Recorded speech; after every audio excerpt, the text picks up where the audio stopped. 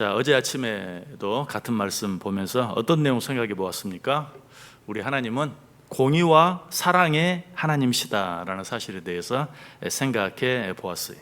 그래서 이스라엘 백성들을 애굽에서 구원해 내시면서 애굽의 바로가 이스라엘 백성들의 아들들을 나일강에 던져 죽게 한 대로 하나님께서도 모든 애굽의 장자들이 죽임을 당하는 재앙을 내리셨다. 자, 그런데 이 사실 속에는 하나님께서는 이처럼 공의로우신 분이시다라는 사실 외에도 우리가 얻어야 할 중요한 교훈이 또 한 가지 있어요. 자, 하나님께서 애굽의 모든 장자들을 치실 때 사람들의 장자만 치셨습니까? 아니, 짐승의 첫 태생까지 치셨다고 했죠.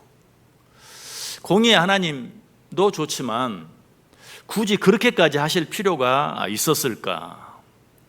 물론 애굽 사람들에게 그들이 한 대로 갚아주기 위해서는 그들의 가축들도 다 쳐야, 그들의 가축들은 뭐죠? 애굽 사람들의 재산이잖아요. 애굽 사람들의 재산을 쳐야 그들이 제대로 벌을 받는 것이기도 하죠. 그런데 꼭 그런 이유 때문만은 아니었어요. 그보다 훨씬 더 중요한 또 다른 이유가 있었어요. 하나님께서 애굽 사람들의 가축, 모든 동물들의 첫 태생을 치신 것은 단순히 가축이나 동물을 치신 것이 아니라, 단순히 그들의 재산을 치신 것이 아니라 애굽 사람들이 섬기던 우상을 친 것이, 성경이 분명히 언급하고 있어요. 민수기 33장 4절에 보면 애굽인은 여호와께서 그들 중에 치신 그 모든 장자를 장사하는 때라 여호와께서 그들의 신들에게도 벌을 주셨다. 애굽 사람들이 섬기는 신들에게도 벌을 주셨다. 뭐 애굽 사람들이 섬기는 신들이 따로 있나요? 하나님 외에 다른 신이 있나요? 없어요. 그런데 그들의 신들에게도 벌을 주셨다라는 말은 그들이 섬기던 우상들을 또 하나님께서 치셨다라는 그런 말이. 아니, 하나님께서 내리신 벌 가운데 그들의 가축을 친 것과 그들의 우상을 친 것과 무슨 관계가 있습니까? 애굽 사람들은 거의 모든 동물들, 자기들이 키우는 가축들은 물론이고 거의 모든 동물들을 이 이름 저 이름으로 우상으로 만들어서 섬겼어요. 우리 10가지 재앙을 통해서만도 그 사실을 분명히 알아요. 자, 10가지 재앙 가운데 첫 번째 재앙이 어떤 재앙입니까? 피재앙이죠. 피재앙은 무슨 우상을 친 것인가? 이스라엘 백성들에게 나일강이라는, 그거는 정말 애굽 사람들에게는 이 나일강이라는 이 강이 그들의 젖줄과 같아, 생명줄과 같아요. 그래서 그들은 나일강을 섬겼어요. 그래서 첫 번째 재앙으로 그 나일강의 물을 뭘로? 피로 변하게, 먹을 수도 없고 마실 수도 없는 그들이 섬긴 우상을 친 것입니다. 두 번째, 개구리 재앙. 개구리 재앙은 또 무슨 우상입니까? 이 개구리는 알을 많이 낳잖아요. 한 번에 얼마나 많은 올챙이들이 생깁니까? 그래서 애굽 사람들이 다산엘의 신으로 섬겼어요. 애굽 사람들이 다산엘의 신으로 섬기던 개구리를 그들의 밥상에까지 올라와서 그들을 괴롭게 하는 것으로 만들어서 그들의 또 하나의 우상을 친 것이죠. 그렇다면 세 번째 재앙 이, 아니 그들은 뭐 이도 우상으로 섬겼나요? 그런 건 아니. 그런데 이를 뭘로 만들었습니까? 땅의 티끌로 만들었다고 그랬어요. 어떤 땅? 아까 그들이 나일강을 섬겼다고 했는데 나일강 주변에 그 나일강 삼각주, 엄청나게 비옥한 토지, 그 땅의 티끌이 뭐가 되어서 우상이 되게 해서 그들을 괴롭게 하는 또 하나의 그들의 신을 친 것이죠. 파리 재앙. 여러분, 파리는 실제로 애굽 사람들의 신이었어요. 바알세불이 있었죠. 귀신의 왕 바알세불. 이 세불이라는 말이 파리라는 뜻이, 그러므로 바알세불 그러면 파리의 왕, 파리의 신이라는 귀신의 이름인 것이. 그래서 파리 재앙을 통해서 또 하나의 그들의 우상을 쳤죠. 악질 재앙. 여러분, 이 악질 재앙은 무엇에 임했습니까? 애굽 사람들이 키우는 가축에 임했어요. 그런데 애굽 사람들은 가축을 키우면서도 가축 자체를 신으로 섬겼어요. 특별히 암소신, 수소신 하면서 가축들을 섬겼어요. 그래서 그 가축들의 무엇이 악질이 걸리게 함으로 말미암아 거짓 신이다, 너희들 왜 그런 것들을 섬기느냐 또 한 번 지적하는 것이죠. 여섯 번째 어떤 재앙이었습니까? 독종. 이 독종 재앙은 사람들에게도 임했죠. 그런데 이 독종 재앙은 그러면 어떤 애굽 사람들의 우상을 치신 것인가? 애굽 사람들이 섬기는 신 가운데는 질병을 막아주는 신이 있었어요. 세크넷 혹은 수누라는 질병을 막아주는 신이 있었어요. 그런데 독종이 임함으로 애굽 모든 사람들이 그 독종에 걸림으로 말미암아 너희들이 아무리 질병을 막는 신을 섬겨도 소용없어. 그들의 질병을 막는 신을 치신 것이죠. 우박재앙. 그럼 그들은 우박도 신으로 섬겼나요? 그런 건 아니지만 우방으로 무엇을? 그들의 농사를 완전히 망치게 했죠. 그들에게는 농사를 돕는 농경신이 있었어요. 그 농경신을 무력화시킨 것이 7번째 메뚜기 재앙. 메뚜기는 실제로 그들이 두려우니까 이 메뚜기를 농경신으로 섬겼어요. 세라피스라고 부르면서, 왜? 메뚜기가 음식을 다 먹어버리면 아무것도 거두지 못하잖아요. 그러니까 그들은 자기들이 무서워하는 것을 신으로 섬기는 거예요. 그래서 우박으로 그들의 모든 농경신을 무력화시켰음에도 불구하고 그들이 항복하지 않으니까 이번에는 직접 그들이 농경신으로 섬기는, 세라피스라고 부르면서 섬기는 메뚜기, 그 메뚜기가 그들의 음식을, 그들의 모든 농사를 다 망치게 만드는 그런 일을 직접 경험하게 하신 것이죠. 마지막 9번째로 흑암재앙. 흑암재앙은 그들이 어두움을 섬겼나요? 아니죠. 그들은 오히려 태양을 섬겼어요. 라, 태양신, 애굽 최고의 신이죠. 그런데 흑암재앙을 통해서 어때요? 애굽 최고의 신을 무력화시킨 거예요.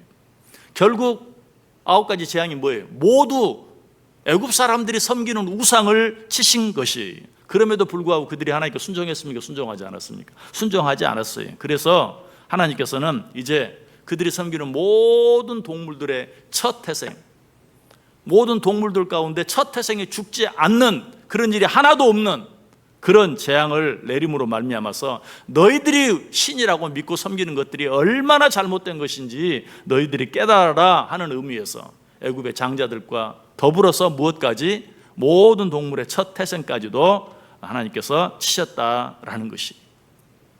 이 사실을 통해서 우리는 어떤 교훈을 받아야 될까요? 우리 안에 혹시라도 하나님보다 더 믿고 의지하는 우상이 있다면 어떻게 해야 되겠어요? 당연히 제거해야죠. 당연히 버려야 되겠죠. 제가 늘 우상 얘기가 나올 때마다 말씀드리지만, 제가 믿음은 없지만 그래도 우상은 안 섬깁니다.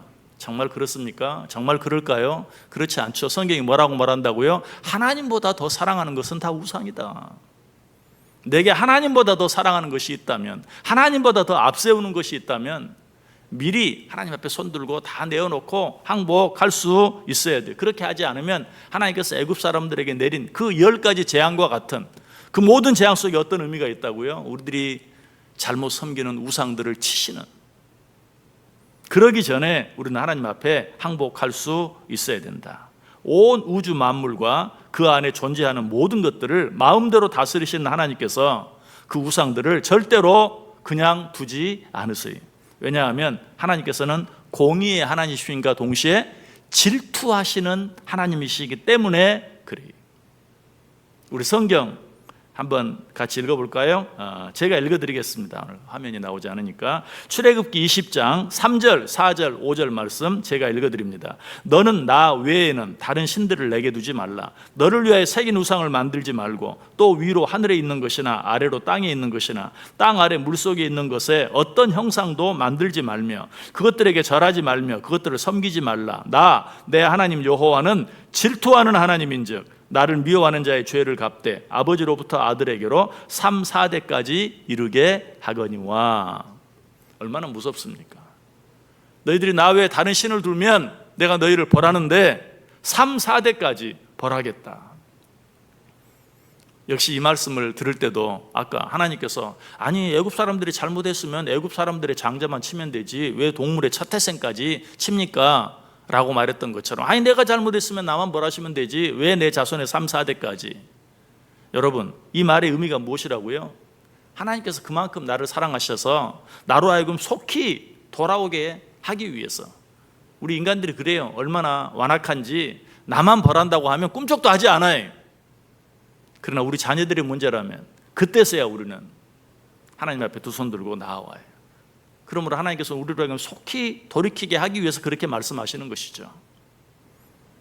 그러나 이런 말씀 생각할 때마다 어때요? 우리 하나님은 공의의 하나님일 뿐만 아니라 어떤 하나님? 사랑의 하나님. 마찬가지 너희가 나 외에 다른 신을 섬기면, 우상을 섬기면 3, 4대까지 벌하겠다라는 말씀만 주신 것이 아니라 사랑의 하나님께서 또 어떤 말씀도 주십니까? 출애굽기 20장 6절에 나를 사랑하고 내 계명을 지키는 자에게는 몇 대까지?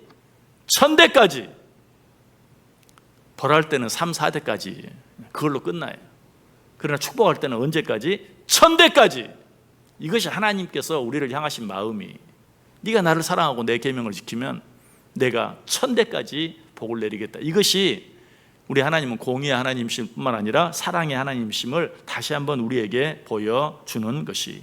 그러므로 우리는 자기의 기뻐하시는 모든 일을 마음대로 행하시는 하나님께서 우리 안에 있는 우상들을 응징하시기 전에, 직접 그 우상들을 치시기 전에 내가 먼저 그 우상을 버리고 참 신이신 하나님께로 돌아갈 수 있어야 돼. 하나님만을 사랑하고 하나님만을 믿고 의지하며 살아가므로 몇 대까지? 1000대까지 주시겠다고 한 그 하나님의 약속의 축복을 받아 누릴 수 있어야 돼요. 오늘 하루 우리의 삶 속에 하나님보다 더 믿고 의지하는 것들 있다면, 하나님보다 더 사랑하는 거 있다면 다 내버리고 하나님 첫째, 하나님 우선, 하나님 중심으로 살아드림으로 말미암아 1000대까지 복을 받아 누리는 귀한 저 여러분 다 될 수 있기를 주님의 이름으로 간절히 축원합니다.